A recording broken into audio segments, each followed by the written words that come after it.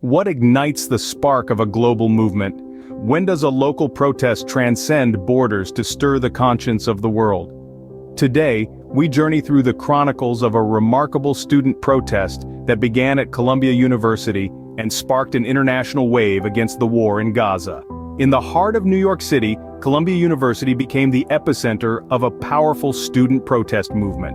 The core of the unrest was the university's decision not to divest from Israel, a decision that caused ripples of tension across the campus and into the wider community. About 200 protesters took a stand, occupying Hamilton Hall and demanding divestment, financial transparency, and amnesty from the university. The university's response? Threats of suspension and an order to vacate the encampment. But the spirit of resistance was not so easily quelled. The protests escalated, mirroring the fervor of the 1980s activism against South African apartheid. Yet the challenge now was more intricate, the geopolitical landscape more complex. The tangled web of US-Israel relations, the ongoing conflict in Gaza, and the convoluted nature of divestment made the path to achieving their goals a steep uphill climb. In the face of these challenges, the protest movement did not falter.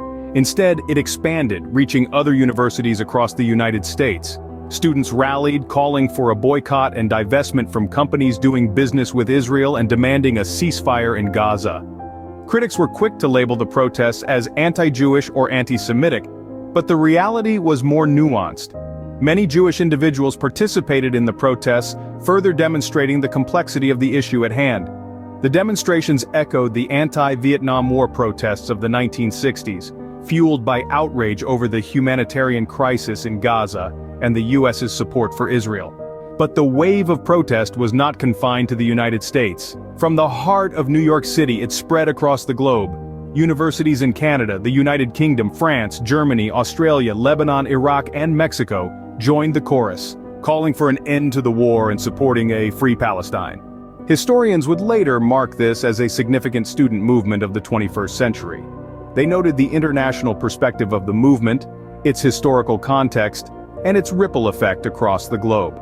A local protest at Columbia University had indeed sparked an international wave, a wave that echoed the collective cry for peace and justice. In summary, the Columbia University protests were a potent reminder of the power of student activism. Despite the complex geopolitical landscape and the intricacies of divestment, the students stood their ground.